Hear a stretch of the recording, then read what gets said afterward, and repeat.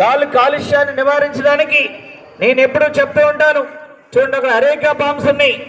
కనీసం మీకున్నటువంటి ప్లేస్ లో 5 మొక్కలు పెంచండి. 5 మొక్కలు పెంచడం ద్వారా గాలి కాలుష్యాన్ని మీ ఇంటి పరిసరాల్లో మీరు నివారించుకుంటే, ఎవరి ఇంటి పరిసరాల్లో వారు నివారించుకుంటే ఆటోమేటిక్గా భారతదేశం అంతా కూడా గాలి కాలుష్యం అనేది తగ్గుతుంది. అలాగే నీటి పొల్యూషన్ కూడా. ప్రతి ఒక్కరికి నా విజ్ఞప్తి, మనం మన హక్కులతో పాటు మన విధులు బాధ్యతలు కూడా సక్రమంగా నిర్వర్తించాలి. మానవ సేవే మాధవ సేవ. తోటి వారికి సహాయపడదాం.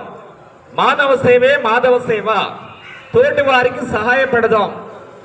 మన పరిసరాలను మనమే పరిశుభ్రంగా ఉంచుకుంటూ తద్వారా అందరం ఆరోగ్యంగా ఉందాం.